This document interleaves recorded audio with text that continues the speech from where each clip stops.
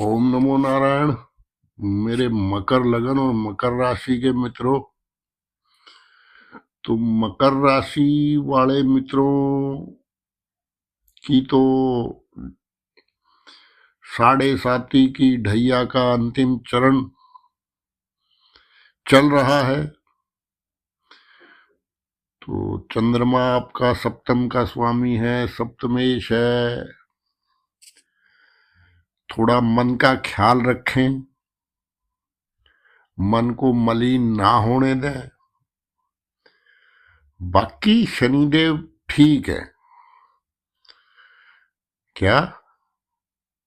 बहुत भ्रांतियां हैं ढैया की, साढ़े साती के विषय में, लेकिन देखो जिसको सूट करती है उसको पता नहीं कहाँ पहुंचा भी देती है। ये भी बात है, आपको पहले मिसाल दे चुका हूं काफी।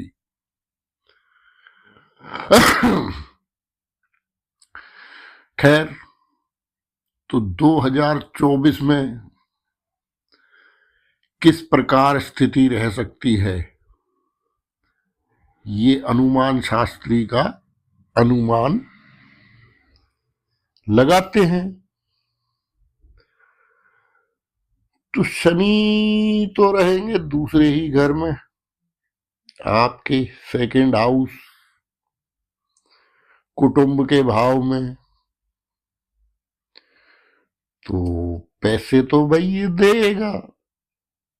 ये जिस घर में शनि देव रहते हैं, आपका लगन का स्वामी है, सेकंड में गोचर कर रहा है, और शनि देव 2.5 साल 2025 तक यही है मित्रों। अभी तो मैं तो 24 की बात कर रहा हूं। तो पैसे के लिए, धन के लिए बेस्ट है ये शनि। लेकिन वही है कि इनका नाम शनि देव है, थकाऊ, उबाऊ। जैसा मैं हूं, मेरी वीडियो आप सुनते हो, मुझे झेलते हो। शनि का प्रभाव है हम पे ऐसा, तो हम अपने आप को बदलने की भी कोशिश करते हैं। लेकिन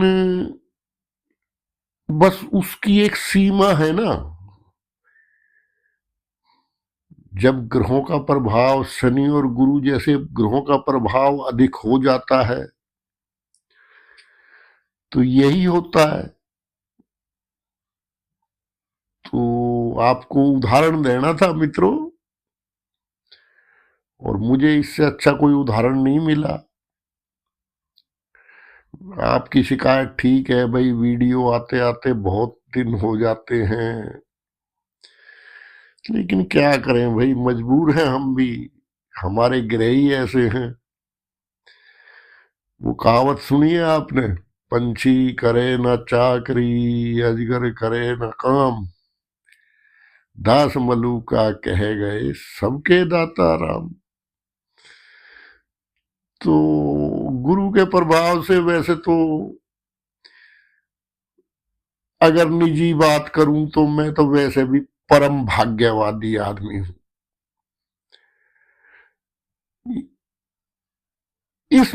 इस विषय में आपको नहीं पढ़ना है, लेकिन क्योंकि देखो कर्म का आपको लगन मिला है। शनि, शनि यानी कर्म। आप यदि भाग्यवादी हो गए तो आप इस शनि के गोचर का कोई फायदा नहीं उठा पाओगे, क्योंकि शनि ग्रह ही ऐसा है, बिना कर्म के कुछ है भी नहीं दुनिया में। और शनि के लिए तो विशेष तौर पे, इससे लाभ लेना चाहते हो तो कर्म में तो आपको प्रवृत्त होना पड़ेगा। तो यदि इसी का दूसरा पहलू, नेगेटिव पहलू की बात कर ले, क्योंकि देखो लंबे समय तक रहेगा ना, 2.5 साल, इसलिए प्रेम से बात करते हैं, थोड़ा समझा के। तो एक सिक्के के जैसे दो पहलू होते हैं, तो दूसरा पहलू इसका है आलस, स्लो। ये आपको बिल्कुल स्लो कर देगा और वो आप में होना नहीं है। ठीक है, तो देख लेना आप।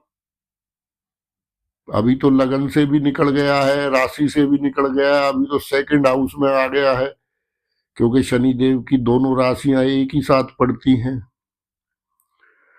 फिर भी यदि ये वीक पॉइंट आपके अंदर है, हालांकि इसमें अन्य ग्रहों का भी रोल होता है अपनी अपनी कुंडली के अनुसार, तो आप उसको चेक कर लेना मित्रों।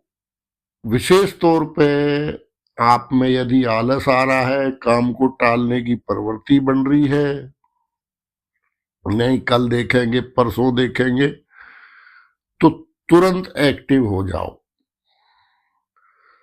ठीक है, हमारी तरह नहीं रहना कि भाई कल डाल देंगे वीडियो, चलो कोई बात नहीं परसों डाल देंगे, क्या ना,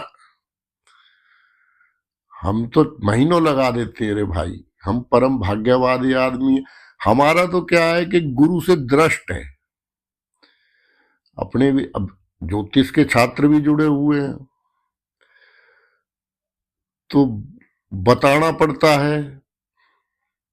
तो जब कर्क लगन में हमारा गुरु है और नवम में शनि है, तो आप समझ सकते हो जो एस्ट्रोलॉजी जानते हैं कि भाई कितना भाग्यवादी है ये इंसान। खैर,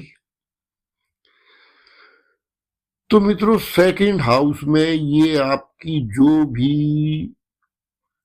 दूसरा भाव, धन का भाव, तो जो भी आपकी जीवन के लिए जरूरतें होती हैं, क्योंकि दूसरा भाव संचित धन का भाव भी है, और शनिदेव की एक बहुत अच्छी बात है, चाहे किसी भी राशि में हो, ये जिस घर में बैठते हैं उसको तो भाई बिगड़ने नहीं देते जब तक इनकी चलती है तब तक। अब जातक ही सेंसिटिव नहीं है उसके प्रति,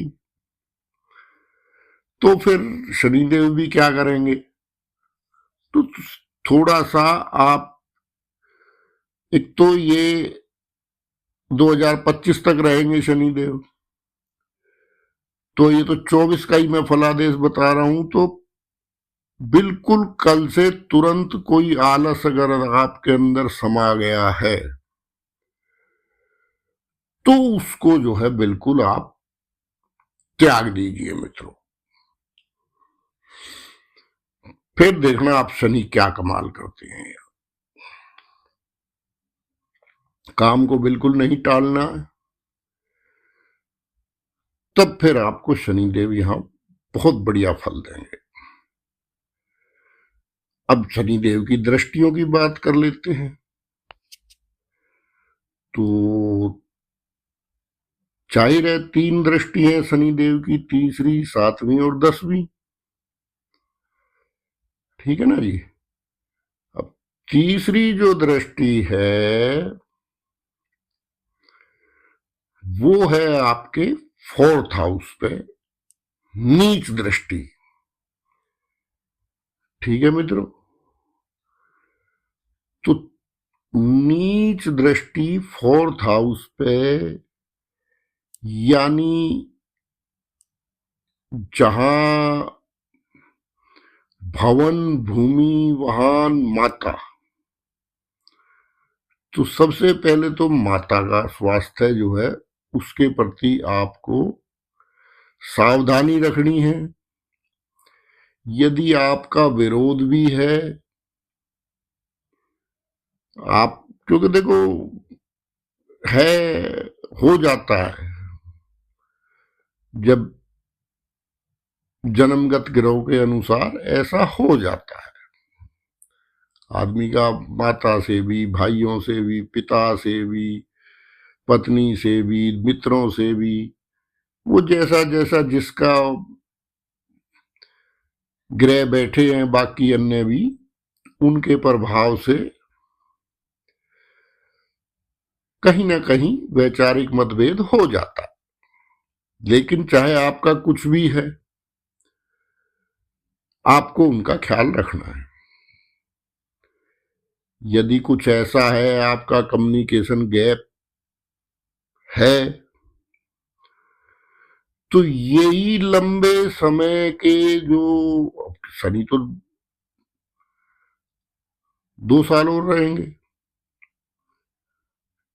तो फिर ये लंबे समय तक रहने वाले जो ग्रह हैं ये क्या करते हैं, ये एक आपका नया प्रारब्ध जो है वो तैयार हो जाएगा। तो क्यों नया प्रकोप अपने लिए तैयार करना, क्योंकि फिर जब 4th में शनि देव आएंगे नीच के, फिर आपको नजारे दिखाएंगे ये। तो इसलिए सर्वप्रथम तो ये है कि माता का आशीर्वाद यदि आप लेंगे, जो आपकी जन्म देने वाली माता है उसका भी, और जो माता समान अन्य जो है मौसी है आपकी, या आपके ताई, चाची, और जो मामी, जैसा भी है माता समान जो अन्य स्त्रियां हैं, सास भी कह सकते हैं, क्या है। तो माता समान जो भी स्त्रियां हैं उनका आपने आशीर्वाद प्राप्त करना है, आपको अहंकार नहीं करना है। हो सकता है आपका विचार ना मिलता हो, वैचारिक मतभेद हो, लेकिन फिर भी आपको ध्यान रखना।